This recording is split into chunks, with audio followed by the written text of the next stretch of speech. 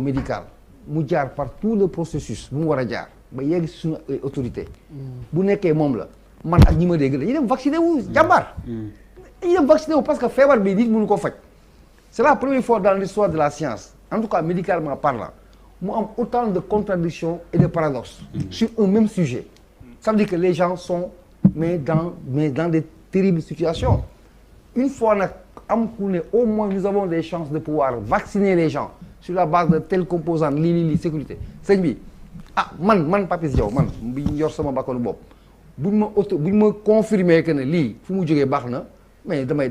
vacciner samay doom dañuy vacciner wu. et on a vu ay type Recep Erdogan bu Turquie. oui pour donner l'exemple ñoom ñëpp man moom damay vacciner wu samay doom dañuy vacciner par force wala ku kii ma. sauf que ñun ñëpp ñu ngi vacciner wu mais seen vaccin fu mu jógee. ay ca Pape Djibril gis naa sax Alpha moo ngi vacciner wu. waaw yónnee nañ ko léegi nii. mais ñoom ñëpp Pierre tu as l'image de Alpha Condé bu ñuy vacciner. or Erdogan ban vaccin la vacciné wu. waaw mais et puis non quand même j'espère que Alpha Condé lijjantiwul vaccin pour moom rek te benn waa Guinée vacciné wul quand même bu dee pour donner l'exemple dafa mel ni. heureusement que Condé n'est pas là am nga chance Condé bu dee daf ko lijjantil boppam allez Malal le pape François même qui donne l'exemple. mais au-delà mercredi la vacciné wu. au-delà de ça benn conviction am naa ko xam naa ni ñoom docteur Seydi ñoom professeur Seydi. ñu bëgg sénégalais yi lañ. je pense que du ñu nangu di sacrifier sénégalais yi ci benn vaccin boo xamante ne da leen di lor. waaw Cheikh. bon man li may wax façon boo xoolee monde bi ñëpp a ngi vacciné wu je pense que s'il y avait un problème ñeneen ñi duñu vacciné wu et que y a assez de recul aujourd'hui scientifique boo xam ne permettre ni ñu ngi vacciné wu donc man bokk personnellement li may engagement bi jël mooy su ma gisee vaccin dinaa vacciné wu Cheikh Bis. non man je pense que waxoon naa ko léegi vaccin rek mooy solution bi épidémie yëpp vaccin moo koy jeexal mais dañ ma wax ni hôpitalu Mbour yëpp amul ambulance il faut ma laaj Diouf Sarr ba xam le ministre il faut mu vérifier loolu ba xam loolu dëgg la léegi dañ ma message ni ma hôpitalu Mbour yëpp amul benn ambulance loolu est-ce que mën naa nekk loolu monsieur le ministre il faut nga vérifier ko parce que loolu man avant la fin de l'émission. par rapport ak Mbour bi mu wax. gis nga tali bi jógee ci juuti. hôpital jëm ci hôpital. hôpital bi tali boobu càpp. waaw nii nii de couloir di nga wàcc liggéey. waaw quand même tali bi baaxul. défoncé comme c'est pas possible. booy dem Thiadiaye fa ngay jaar. booy dem Thiadiaye non. da ngay jaar du quoi pour dem ci hôpital. ouais c'est plutôt pour aller à côté Saly ñax-ñaxal quoi. buy dem Thiadiaye fa lay jaar. mais su may dem Thiadiaye dama koy romb. yow xanaa Saly ñax-ñaxal ngay jàdd saa yi. pour yegg ba foofu. boo bëggee waxul fi muy dem mais der léegi ñun vraiment ñun waa jàkkaarloo dañu bëgg nga invité ñu Thiadiaye mais mën nañu fa defee Thiadiaye mën nañu fa defee jàkkaarloo non jaru ko sax dañu ko dinañ dem Thiadiaye Bouba la semaine dernière tu étais prêt à faire vacciner la maman la famille tu es toujours dans cette disposition avec l'exemple du pape waaw mais xam nga boo nekkee ci réew yi pour man fépp fu ñu toll rek responsabilité bi nga war a jël da nga ko war a jël maintenant vaccin bi ñëwagul nañu des si li ñu nekkoon bu vaccin bi ñëwee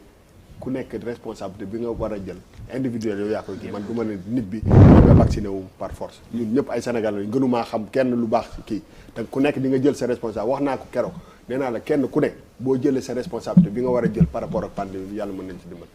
ma xam c'est une bonne chose xoolal on voit Alpha Condé mi ngi nii di ñàkk xaw ma fu mu ko lijjantee. non je pense que beaucoup de leaders ci àdduna bi ñu ngi joxe exemple beaucoup de leaders. c'était comme je dis.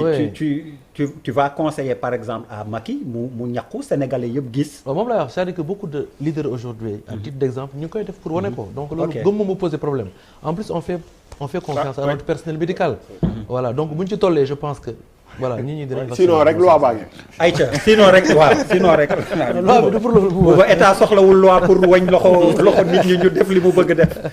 allez beneen bi ci topp Diary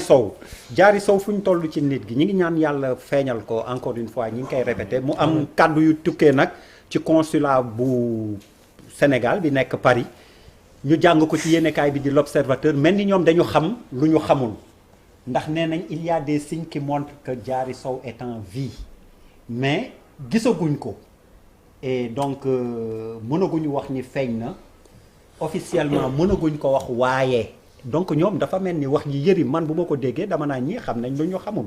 d'autant plus que ci jour boobu étudiants yi bëggoon nañ organiser waat marche distribution flyers jékki-jékki bàyyi ko mais ni dañ leen wax loo xam ni tamit. yéen li ma xam mooy. depuis le 4 ba léegi. police française mosuñu liggéey. ci thèse de disparition.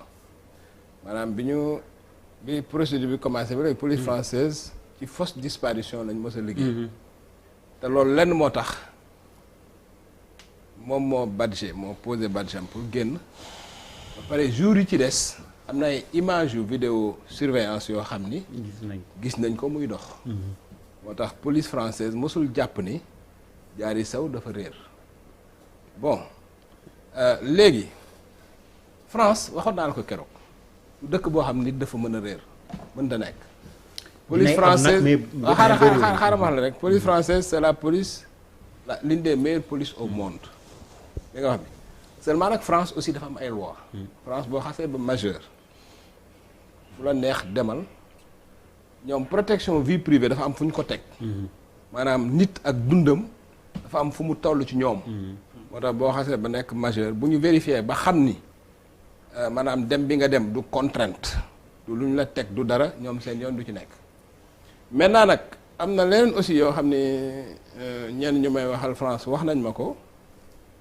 police française dafay gérer affaire bi comme une question sensible. c'est-à-dire même autorité sénégalaise sax boo xoolee dañ koy gérer comme affaire sensible te bu doon rek nit koo xam dafa jóg rek dem yoonam noonu duñ ko gérer noonu loolu tax daal sama xel xaw a ñaaw ni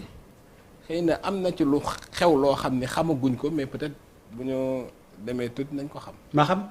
foofu laa mën a yem. non man de sincèrement li ma si mën a wax rek mooy autorité sénégalaise yi comme française ñu ngi def tout pour retrouver ko. li ñu ñaan daal mooy ko la retrouve seen. ci jàmm ak salaam mais amaguñu benn information. man li ma si ñaan mooy ñu jàng si parce que tamit y a beaucoup d'élèves yoo xam ne dañoo am ay prédisposition mais tamit dañuy subir pression. parce que tam soo xoolee koo xam ne 22 ans la am benn jeune ak pression médiatique bi muy suivre booy bi depuis bi ñuy meilleur élève du Sénégal tamit dafay indi pression boo xam ne mun na jur leneen ñu jéem si bàyyi xel aussi pour génération yoo xam ne ñu ngi ñëw aussi. Pape Djibril. di ñaan sunu borom mu delloosi ko ndax dans cette histoire là moom wax dëgg fan yi li yaayam di dund ci Malicounda métti na trop gis naa sax ay autorités yu ne dañ fay dem ne dañuy def yu fa dem waaye bu ñuy dem bàbbeeku avec toute la presse bu ñu demee assiéger kër gi yokk pression bi ubbil bunt bi aussi la presse je pense que ne c'est bien que ñu kii mais am na moment boo xamante ni aussi nit ki dama koy bàyyi ak intimité am xam ne loolu la gën a soxla je pense que c'est aussi une pression de plus boo xamante ni ñoo ngi leen koy teg donc di ñaan yàlla mu dellu si ci njabootam bu fekkee ne fa mu nekk moo fa bàyyi boppam aussi mu comprendre que ne ñu mu bokk ak ñu mu bokkalul ñoo ngi jël une pression extraordinaire et que aujourd'hui affaire bi toll na foo xamante ni pexe amatul donc bu fekkee ne dafa réer ñoo ngi ñaan suñu borom ñu gis ko bu fekkee dañ ko téye ñoo ngi ñaan suñu borom ñu delloosi ko bu fekkee fa mu nekk aussi moo fa bàyyi boppam ñoo ngi koy ñaan mu dellu si ci ay mbokkam continuer jàngam bu fekkee ne dafa am loo xam moo ko diis sonal ko mu partager ko ak nit ñi ba nga xamante ni bu fekkee ne solution mën na ci am ñu trouver ko donc pour wax ci am aussi ne ko 20 villages yi nekk Gandiol les 30 villages de Gandiol ñoo ngi sàkku aussi ay tali yoo xamante ni bëgg nañ ko pour ngeen bàyyi leen xel. Papis d'accord. waaw man si ñaan yàlla na ko yàlla yu feeñ qu'elle soit vivante seen suuf quoi. Bouba. nañ jël prétexte bi rek pour ñeneen ñi nga xam ni dañoo réer fii. seen njaboot yi di leen seet. aussi ñu profiter ci prétexte yu mel nii pour def ci assez d'énergie pour que. pour retrouver leen parce que chaque fois nga dégg nit mu ngi réer am na benn xale boo xam ne man gaa xaw ma ndax. mu ngi kii bu ndeggoon Touba. sëñ moi Mourtala su ma juumul sëñ Mourtala bu ndaw. à chaque fois su ma gisee sama yaram day daw donc damay wax que ni rek c'est aussi bien pour kii président Macky Sall nu mu tudd ki ñu doon njëkk a wax. kii SODE ak kii ñëpp ci élite bi la ñu bokk. mais même bu ñu bokkee ci élite bi bëri na ay sénégalais yoo xam ne aussi xam nga seen loxo jotul seen ginnaaw te ñu ngi dund lu metti et je pense que énergie bi ñuy def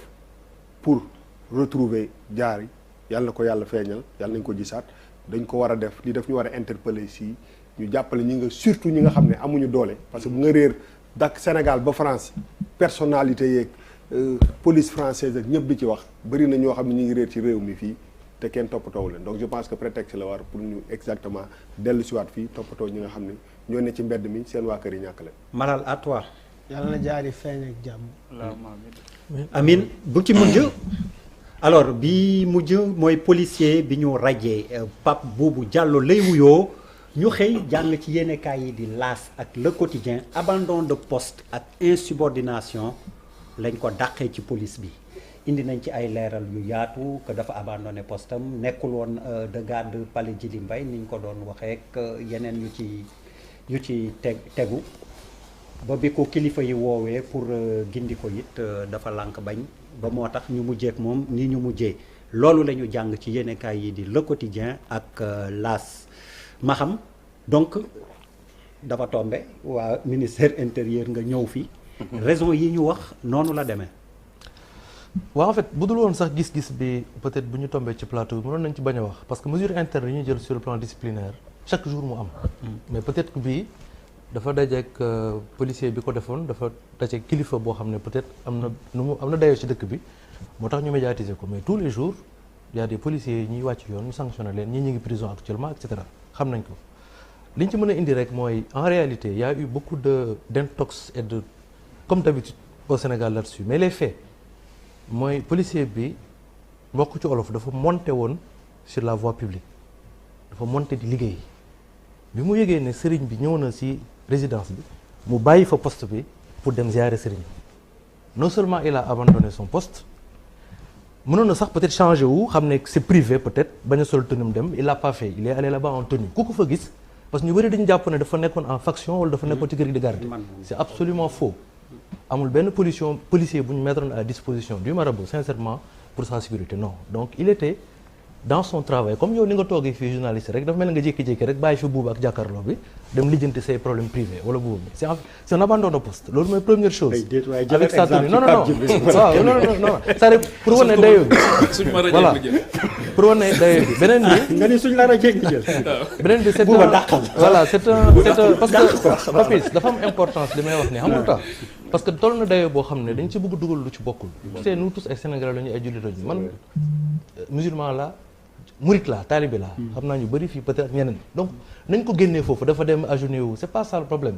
le policier c'est un agent assermenté am ay droits yoo xam ne yow amoo ko di sol tenue ñu respect bu la nee taxawal nga taxaw am droit abandon de poste radiation moo ci tax fa laa jëm am droit porter arme amoo droit porter ak yeneen ba pare mu waat ne day respecter loi bi donc il a abandonné son poste il est allé en tenue mais tëbuñu rek egg fii dafa graduer dañ ko jox déjà une demande d'explication mu tontu deuxièmement bi mu convaincre nit ñi comme li ñuy def policiers yu bëri on l'a mis aux arrêts première sanction parce que policiers yu bëri bu ñu wàccee yoon dañ leen ñi nga xamuñu loolu yeneen policiers ñoo leen di tëj comme à l'armée mis aux arrêts mais dañu dem ci enquête bi avec parce que c'est un conseil d'enquête composé exclusivement de policiers nga xam ne seen corps la ñoo ko enquête mais waa ji li mu wone dëgg mooy mais si c'était à refaire je le refais xam nga loolu c'est une défiance par rapport à la hiérarchie yow non seulement tooñ nga def nga loo warta def te waatoon nga ne imaginez policier bu loo fa xewoon ci ginnaawam dañ naan police moo deful liggéeyam bu nekkoon en temps de guerre tey c'est grave c'est un homme en tenue militaire ak paramilitaire bokkul ak civil léegi yow boo defee ces erreurs ba pare def loo warta def ba pare assumer ko ba pare ne bu ñu ko waroon defaat mel na ni mën naa ko defaat parce que je ne regrette rien il ne s'est pas amendé c'est une sorte de défiance à la hiérarchie donc loolu pour man on l'a même pas radié moo radié boppam en réalité quand tu enfreins le règlement bi tegu sa kaw mais nag jox nañ ko valeur boo xam ne wax dëgg yàlla ñun xaw nañu metti parce que c'est comme si ñun ñëpp dañoo am ay sëriñ di sujjóot di def lu nekk mais loolu c'est à titre privé quand même un médecin même bu amee soo mara bu fekkee saa yu médecin bi sëñ bi bu duggee mu daanu jël kañ la koy faj faut savoir faire la distance professionnelle ak privé quand même voilà loolu bëggoon naa ko leeral vraiment bu mu leer tubaab yëpp yow nga ñu rajee la waaw man suñu ma rajee mu jël fan ci rajee grand boobu ma dàqee ma rajee ko mais dañ koy rajee mooy nga bàyyi ko fii allez tu as la parole xaaral ma génne dossier yi teg ko bàyyi ko rajee ma ko mais oui man nag ma jox salaire am nag versé ma ko mais d'autant plus que fi mu ne nii am naa deux demandes d'explication bi mu yónnee te tontooguma ci mooy ñaari tukki nga xam ne non mais der bu nekk der rek famille bi nga baal ma autre chose ñu ngi woon ci cadre Mouride c'est vrai parce que fa lañu ko duggee mais la valeur du travail ñun Mouride dafa am lu ñuy tekki aussi dafa am valeur du travail c'est vrai que rapport sëriñ am na mais valeur lu liggéey ak fonk sa liggéey dafa am lu muy tekk aussi ci yoonu c'est central dans le mouridisme. voilà donc vraiment bëgg naa nit ñi replacer débat bi donc loolu yi xidma bi dafa am lu muy tekki donc quand on t'embauche bàyyi yeneen sénégalais comme say morom vraiment war nga fonk sa liggéey maintenant su fekkee boo nekkee ci télé bi sëriñ bu rombee nga bàyyi fa sa liggéey tamit bu ko ñëpp defee fan la dëkk bi jëm Pape Djibril alors bon wax ak wax la donc ñoom c'est l'avis qui a été donné policier bi aussi bi mu defee intervention wax na ne c'est en dehors de ses heures de travail loolu la wax donc te loolu aussi pour ñu mën ci xam dara mooy que ñu remonter rek toutes les informations parce que encore une fois ñoom wax nañ nee nañ dafa abandonné woon postam moom nee na mosul abandonné postam bi mu wàccee liggéey la bi mu wàccee liggéey man ci li ma dégg mu wax nee na bi mu wàccee liggéey ba pare la mais ak lu ci mën di am li ma jàpp rek mooy effectivement nee na entendre nañ ko mais radiation bi lañ jàpp ne c'est disproportionné loolu mooy bu njëkk bi beneen bi aussi jàpp naa ne l'élément qui a été déterminant dans cette affaire mooy le fait que ñu filmer ko je pense que y a eu une pression boo xamante ni am na parce que bi ñu ko filmer mu génn gis nañ tamit koo xamante ni homme de tenue la génn def ci benn naqarlu ko ñu wax ci yu bari ci homme de tenue yi nga xamante ni dañuy kuréel homme de tenue yi nga xamante ni dañuy def nangam homme de tenue yi nga xam dañuy def nangam loolu tamit pour man poser beneen débat de fond mooy que ne il faut que à un moment donné qu'on s'arrête sur la république bi nga xamante ni moom la ñu bëgg parce que yu bari souvent dinañ koy naqarlu ñu ci bari y a des intellectuels je me rappelle sous Abdoulaye Wade su demaan Touba am na intellectuels yoo xam dañ daan def ay articles di wax ne la république est à genoux di wax ne la république est à genoux parce que sugg na di jébbal di ziar sëriñam mais il faut que ñu d'accord ci république bi nga xamante ni moom la ñu bëgg république bi nga xamante ni souvent moom lañ ñu imposer ñu ko te am si ñoo xamante ni dañuy am benn jafe-jafe par rapport ak laïcité à la française ak laïcité bi nga xamante ni moom la ñuy dund fi laïcité à la française kooku moo bëggul religion du l'islam la bañ de religion yëpp la bañ religion yi parce que histoire clergé ba la ak li nga xamante ni moom mooy kii waaye sunu mbir ni mu demee fii je pense que il y a un besoin de refondation boo xamante ni dina mën a préserver le vivre ensemble parce que à chaque fois que élément yu mel ni am dinañ ko yóbbu foo xamante ni dina yëngal li nga xamante ni moom mooy benn cordialité benn kii boo xamante ni dañ koy am à chaque fois léegi nag il faut s'arrêter et que bàyyi intellectualisme bi ñu jéem a xool nan lañ koy xalaatee ba nga xamante ni yu bari dina préserver lii te du yàq dara ci li nga xamante ni moom mooy sunu vivre ensemble. Papis. fay andoor beneen man damay du ma taxaw ci kii bi damay rebondir ci fi Pape jeexale il faut repenser tout c'est-à-dire autant tu es dans des postures de républicain dans la pratique des choses par rapport à nos réalités tu te trouves opposé à des choses yoo xamante ne doo xam noo koy régler boo convoqué république bi mu am ay contradiction boo bàyyi république ñëw si laïcité bi mu am ay contradiction en d'autres termes ça veut dire quoi dañoo jël modèle u jàmbur conception jàmbur façon yi jàmbur yëpp jàmbur importé ko andi ko ñuy dox ak ñun suñu jamono muy am ay heures ay choc mooy tax may waxal toujours chaque fois je me répète même suñu forme de développement est-ce que on doit prendre le modèle occidental pour se développer donc pour man c'est un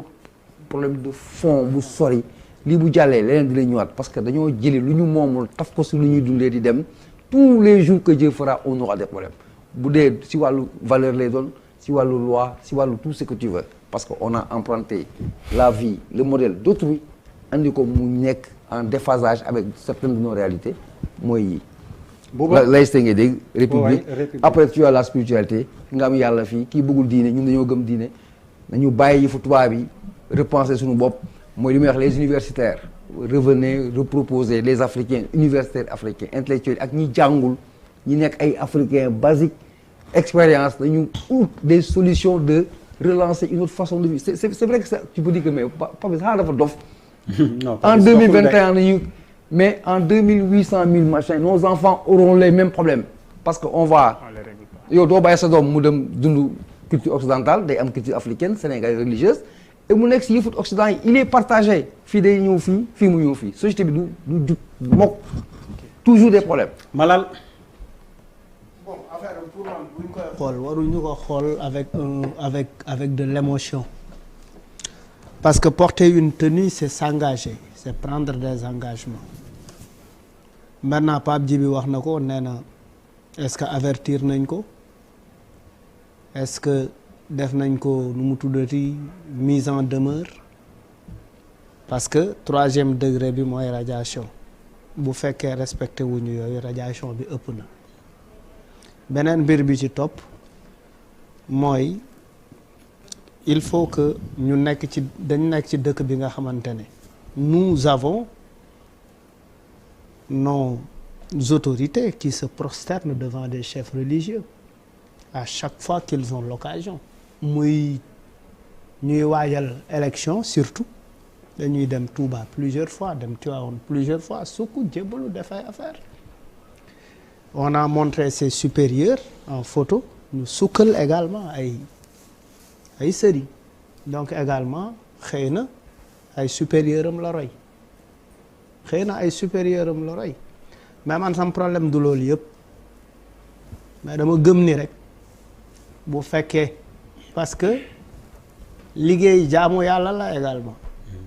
da ngay fonk sa liggéey fonk waxtu liggéey ci jaamu yàlla la bokk mais li ci topp derrière mooy toute cette émotion cotisée et cetera ça ira jusqu'où il y en a même qui ont soutenu alors qu'ils ont des problèmes avec leurs employés donc tu ne peux pas oui c'est-à-dire tu as des problèmes avec tes employés et derrière tu engages quelqu'un d'autre c'est très paradoxal kooku am na yeneen yoo war a régler balaa ngay régler yu kooku. J'ai pas compris. On a compris. Fabrice boo comprendre mooy da nga suivre actualité quoi Cheikh Yérim nekk bu comprendre rek suivre actualité toppul cas bi. Pourtant j'ai suivi l'actualité mais comprendre. non toppoo cas bi. bàyyi mu sedd bàyyi mu sedd Bouba bismillah. waaw mais dafa am dara loo je pense que dañu war a constater dara li ñu war a constater mooy dañu war a sant yàlla. Pourquoi ñu war a sant yàlla mooy quand même pour man accident de parcours wala incident dafay am te incident bu amee dangay bañ mu yóbbu ko ci proportion boo xam ne eggu fa ñun ñëpp ay sénégalais lañ te problème yu mel nii bëriwul li muy am bëriwul donc loolu moo ma ci gën a metti c'est-à-dire que dafa am loo xam ne pour man police dañ ko war a dooleel suñu kilifa police yi dañ leen war a respecter waruñu leen fragiliser bu lu mel ni amee sanction war na ci mën a am mais bu demee ba radiation di ci am peut-être que c'est un peu trop moi je pense que mënoon na ñàkk par exemple ñu dindi ko maintenant comme li Pape Djibril wax xaw ma lan moo am ci li ci xew dëggantaan xam nga ku ne wax nga sa version mais lu si ak lu mu si mënti am rek mooy que pour man reflété wul li ñuy dund chaque jour moom laa ni fii ku fi nekkul lii lële nga te ni ñu koy dundee vraiment ak daraja boo mënti am bu sëñ bi ñëwee nga def li nga war a def sukk ça ne veut wàññiwul ci nit ki dara parce que bu doon day wàññi ci nit ki dara dëggantaan ñun ñi fi toog ñëpp kon suñu daraja chaque jour mu wàññeeku donc te loolu c'est une chance unique dañ ko war a préserver parce que bu président de la république mënee sujjóot keneen war na mën a sujjóot par contre pour man incident bi ñu yóbbu ko foo xam ne à la limite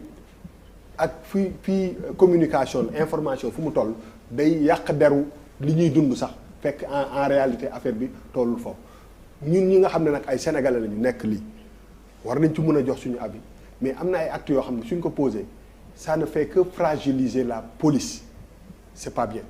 buñ ci dem ak émotion mën nga am avis mais am na actes yoo xam ne soo ko posé répercussions yi mën na ëllëg képp ku fi am ambition politique Sénégal fii am na taxawaay boo xam ne da nga ko war a taxawaay tu peux donner ton avis mais il y a des actes que tu poses après ëllëg mën na la indil benn tolof donc je pense que bu ci kenn jël opportunité régler benn problème wala jël ci émotion Sénégal la ñu nekk c'est ça Màggal Touba 4 millions xaw ma 5 millions de Sénégalais ñoo fay dem ay alkaati lañu ay douanier lañu doo xam commandant bi doo xam policier bi doo xam te dañ koy dund mu neex te loolu suñu ndam la xam nga lu ñu war a bàyyi Sénégal tarfatal ay ni léegi bu nekkee lu ndaw ñu jël lépp li am solo lu ñu tabaxoon dafa mel ni nga tabax ba ca kaw ba mu ne mu am benn brique bu ci daanu nga bëgg a màbbal tabax ba nañ leen téye suñu ay at problème bu ñàkk mënul bañ a ñàkk bu amee ñu bañ ko yóbbu aussi foo xam ne dafay indiwaat yeneen mbir taal yenn mbir yoo xam ne on n'a pas besoin de ça surtout ci période bi je pense que période bi c'est très important aussi ñu xaw a truc vraiment jéem a régler mais dans un pays comme ça un problème comme ça pouvait se régler autrement ba muy bañ a ñuy xasee dara quoi naan au Sénégal il y a un policier di pour man way wi rafetul parce que li ñuy dund en tant que jullit ak catholique di nekk chaque jour ci réew mi vraiment je pense que loolu ay acquis lu ñu war a et l'autre chose aussi mooy il y a plusieurs façons de sanctionner c'est-à-dire que pour man ak fii réew mi toll ak jafe-jafe yi fi ñu toll ak taux de chômage bi ni mu sonalee nguur gi xëy bàyyiloo nit liggéeyam il faut que véritablement la faute soit lourde je pense que y a une façon didactique et pédagogique d'aider am na cas yoo xamante ni c'est des opportunités pour que nit ñi mën a évoluer parce que c'est vrai que la valeur travail elle est importante ci yoonu murit waaye doo dem xanaa ak ci ñëpp sax mais doo dem policier boo xamante ni dem na ba sol tenue bay liggéeyal réewam avec quelles conditions koo koy wax dëgg fa yàlla ne bëggut liggéey c'est autre chose. Cheikh Thiam. bon man comme je dis pour man suñu tarixe dafa waroon nekk loo xam ne daf ñu dooleel mooy lan parce que am na ay nit ñoo xam ne ñoo ko initié ñu jéem a roy si ñoom mais aujourd'hui dañoo dem ba mel ni ñuy dundee tarixe yi dañ genre folklore dañ ko wala voyeurisme alors que diine ji boo si jël fi mu lay delloo mooy lan parce que li mooy li yàlla wax sama jàng soriwul mais diine bëggul ngistal te aujourd'hui dañoo dem ba tarixe dafa mel affaire ngistal soo xoolee réseaux sociaux yi chacun day jéem mettre sëriñam en avant tout ça alors que boo xoolee les précepteurs confrères yi gisoo si kenn kuy wane loolu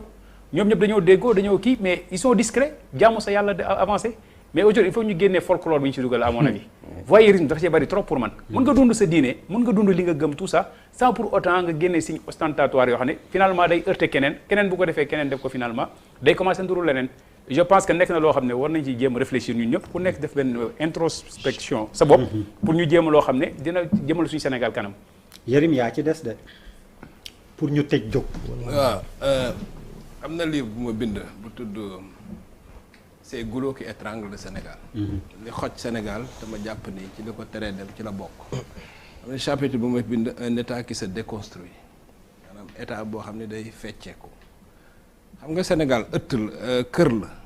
kër gi am nay nekk am ëtt bi jullit yi rek nekkuñu fi am ay jullit am ay catholique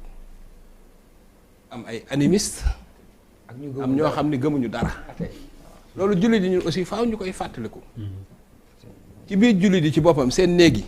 dafa am ay pantre yoo xam ne ñi ay tijaan yi ci nekk ci biir tijaan yi moo am ay ñaseen am ay ñeneen am waa Medina Gounass am waa ñeneen am ay murit am ay ñeneen ak ñeneen donc Sénégal benn trait d'union kese la am muy état wu Sénégal waxuma république beneen notion la xam nga république culture la man waxuma république état laa wax pouvoir bi laa parce que boo nee république rek da ngay introduire une dimension culturelle ou civilisationnelle état laa wax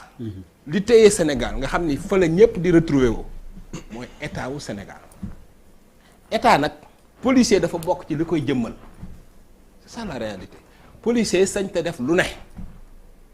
parce que l'état c'est quoi c'est d'abord avant tout le pouvoir c'est le pouvoir c'est la violence physique légitime loolu mooy état donc li keneen mën a def symbole bi di jàll bokkul ak bu ko policier def nañu xamante dëgg parce que nit ki aussi boo waxul dëgg rek wax fen li fi nekk mooy nañu jëmmal état wu Sénégal parce que aussi le jour où ñu dem ba état bi affaissé wu Sénégal dara du fi des donc état bi moo tenir Sénégal donc symbole yi nga xam ne dafa aju ci état bi yépp dañu war a taxaw bu ñu bëggee réew mi mën a continuer. baal ma dama bëggoon rek pour conclure. indi rek 2 éléments d'appréciation rapidement rek. xam nga wax naa ko sànq police la du lépp la ñu mën a wax. mais quand même je pense que du gaieté de cœur que policiers yi ñuy génne un jeune policier boo xam ne il a sa carrière devant lui loolu faut ñu comprendre ko élément d'appréciation yi day bëri. parce que nit ki aussi am na son dossier am na jaar-jaaram am na ñoo xam ne mën ñu ko wax fii mais enquêteurs yi ñoo xam lu tax ñuy dem ba foofu beneen bi mooy vraiment lu ci xaw a métti rek wax naa ko sànq mooy lu ñu déplacé débat bi sujjóot bi du problème président Macky Sall ak tout le monde le fait mais dañ koy contextualiser ça veut dire que fi nga ko defee la ma joxe beneen exemple dafa mel tey président Macky Sall 4 avril mu toog jiite le truc là défilé bi jékki-jékki bàyyi ko fi dem seeti sëriñam foofu la ñu war a xool du question sujjóot bi wala am loo gëm non c'est ni c'est-à-dire que moment bu mu tombé moo tax dëgg yàlla il faut ñu contextualiser wul ko ñëpp comprendre ko mu leer yéen wax na ko sànq tenue dafa am ñuy signifier man jàpp naa waxuma sax policier wala militaire pour man maillot Sénégal sax boo ko commencé sol le maillot Sénégal ngay sport am na loo xam ne war nga def attention waxuma nag koo xam ne c'est la force de l'ordre la wala armée la il faut vraiment ñi ngi def si attention amuñu benn intérêt wax dëgg yàlla pour toroxal nit wala pour dàq nit loolu amuñu si benn intérêt wax dëgg yàlla oui loolu man ci tali bëggoon naa ko préciser waaye bàyyi tali yi en fait c'est la boucle du Fouladou le Médina Yoro Foulah foofu tamit tali yi vérifier ndax amu fa dara bàyyi na caajaay léegi gis nga am foofu Pape loo am foofu loo am Fouladou boucle du Fouladou yow kañ nga fa demoon sax Médina Yoro Foulah ok Saare li ñu tumranke mooy tali ñu nuyu waa Saara Yoro Usu yaa fi tudd foofu man de fa laa mujj dem ci Fouladou man maa ngi leen di jottali nuyoo waa Saint-Louis tam dem maa ngi fa woon Saint-Louis ak Kébémer la ilaha illallah booba kii wuy ma rajee ko day dem ca du tàggoo day dem ca du tàggoo dem na fi Mauritanie tàggoo dem na fi Guinée tàggoo léegi ay ndar lay wax te day dem léegi ñëw léegi il est très dangereux j'ai mes dates pour le vraiment ñu leen di gërëm di leen sant